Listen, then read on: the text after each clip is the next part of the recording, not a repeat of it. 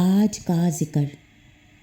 آئیے آج کے ذکر کی فضیلت احادیث کی روشنی میں دیکھتے ہیں۔ سیدنا ابو موسیٰ عبداللہ بن قیس رضی اللہ تعالیٰ عنہ بیان کرتے ہیں کہ ہم نبی صلی اللہ علیہ وآلہ وسلم کے ساتھ ایک سفر میں تھے، تو آپ صلی اللہ علیہ وآلہ وسلم نے فرمایا، اے عبداللہ بن قیس، کیا میں تمہیں جنت کے خزانے میں سے ایک خزانے کے بارے میں آگاہ نہ کروں؟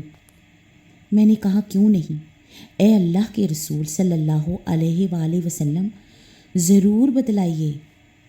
آپ صلی اللہ علیہ وآلہ وسلم نے فرمایا، لا حول ولا قوت الا باللہ کہو۔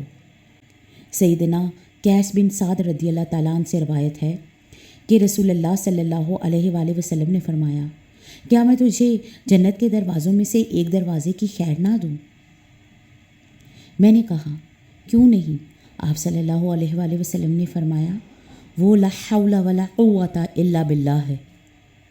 سیدنا حازم بن حرملہ اسلمہ رضی اللہ تعالیٰ عنہ بیان کرتے ہیں کہ میں نبی صلی اللہ علیہ وآلہ وسلم کے پاس سے گزرا تو آپ نے مجھ سے فرمایا، اے حازم، لا حول ولا قوت الا باللہ کا ذکر کثرت سے کیا کرو، کیونکہ یہ جنت کے خزانوں میں سے ہے۔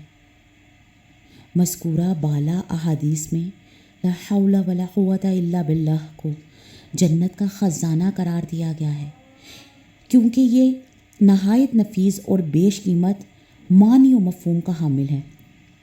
نیز ان کلمات میں اللہ تعالیٰ کی برتری کا اقرار اور اظہار اور آدمی کی بے چارگی و بے بسی کا ثبوت بھی ہے کہ اگر وہ کسی گناہ سے اجتناب اور کسی خیر و بھلائی کے کام کو سر انجام دیتا ہے تو محض توفیق الہی سے ہے۔